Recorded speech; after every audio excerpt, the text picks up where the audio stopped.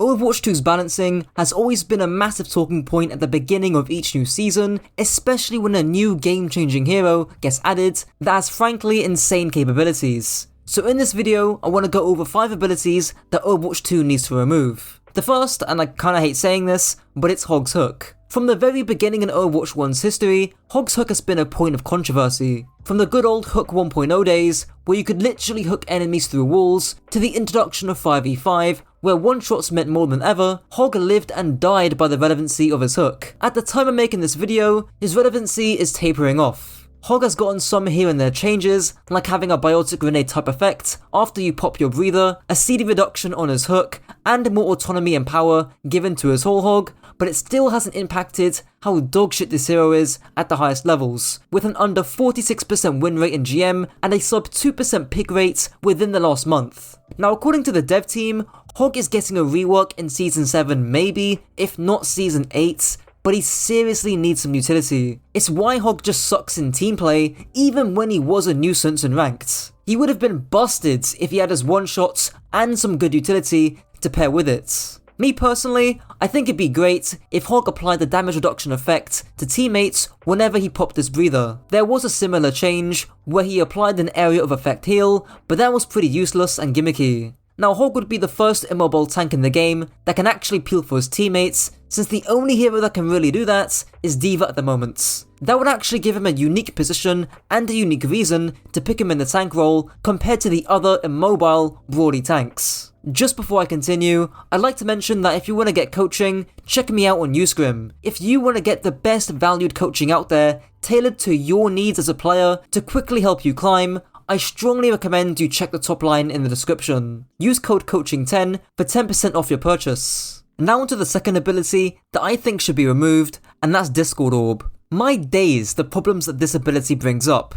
Now Zen hasn't been meta recently, but back in late 2020 to 2021, with the Bull Zen meta, it really showed how powerful Discord was, and it's still an annoyance today. I even made a video about it a year ago, talking about how Discord was the best ability in the game because it had the lowest cost for the highest rewards. There's almost no risk applying Discord to a target, it's very mechanically easy to do, it has 0 cooldown, and the reward for applying Discord is sky high. It's why tanks have rightfully complained about Discord, because a quarter of your HP just gets evaporated if Zen just presses one button on you from 50 miles away. Now Zen's Discord did see some notable nerfs recently, in particular to its maximum range and the LOS duration, but you can see how hard Zen is to balance when Discord itself is still strong, but the hero separate to that is still weak. Zen is not only useless on maps that aren't Junkertown or Soccer Royale, but he's arguably an active detriment to your team because of how vulnerable he is to flankers. Unlike Hog though, I don't see how they could really rework his Discord. Maybe make it more mechanically demanding to use,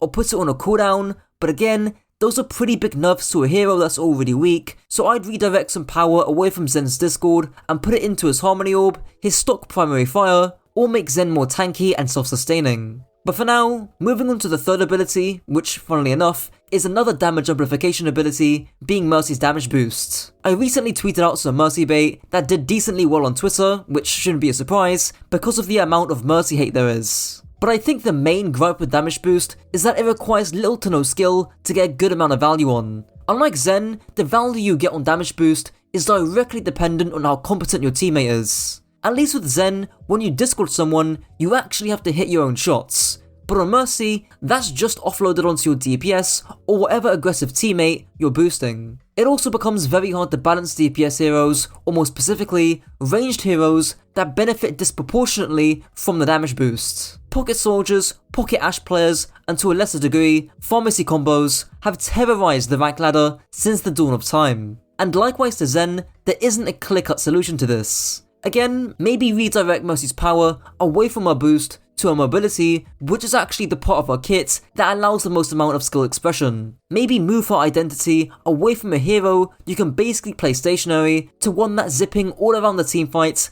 looking to amplify the aggression of her teammates at a moment's notice, helping them win clutch duels. Not only would that make Mercy more skillful, it would also make her way more fun as well. Now onto the penultimate ability in this video, of which I have some Hack. More so, this is referring to her ability to hack from invis, but I decided to go with Hack due to the problems that Hack has caused in the past. Before a rework to Overwatch 2, Sombra's hack used to disable your abilities for a flat out 8 seconds. Now, thankfully, you couldn't do this with Invis, but it was quite annoying for the average player to deal with. If you or a teammate couldn't interrupt her hack, well, good luck having fun on Doomfist, Wrecking Ball, or other highly mobile heroes who relied on their abilities to get their value. Nowadays, Sombra's either been pretty hard meta or completely useless. Believe it or not, there was a moment in time when Sombra's win rates were below 40%, and most recently, she got a nerf to her EMP ult charge. I think a part of why Sombra is so disliked nowadays is because of the hack from Invis. It means that you can just camp an angle, or camp being in the enemy backline, and press one button when your team go in, and get a whole load of value. We've even seen this against tank players, where Sombra will land a hack from Invis, and in that 1.5 second time frame, where you can't use your abilities, you'll get completely blown up by the enemy team,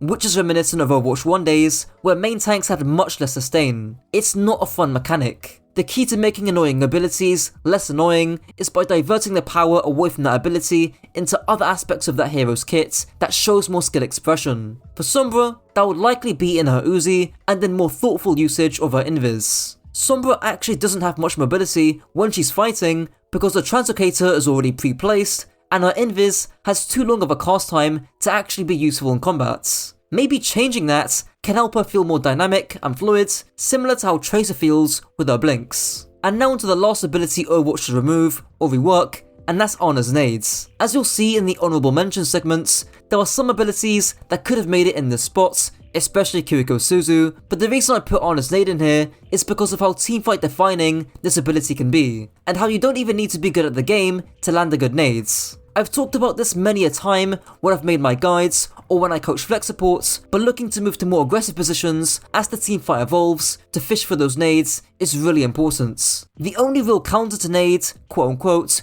is Kiriko Suzu, but even then, that's still a bit iffy. Kiriko Suzu is on a longer cooldown by 4 seconds, and if Ana nades someone across the map, Kiriko Suzu might have a difficult time cleansing it. Not to mention, your team might not even have a Kiriko player, or more worryingly, your team might not even be able to go Kiriko.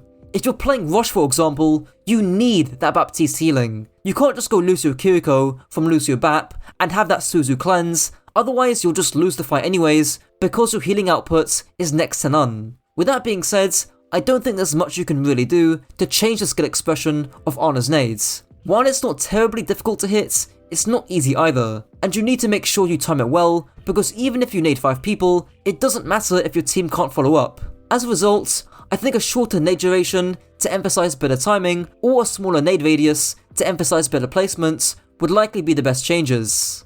And now, onto honourable mentions. Of course, I have Kiriko Suzu, which was in the thumbnail. A cleanse ability that makes you invincible and heals you too is a bit too much of a get out of jail free card.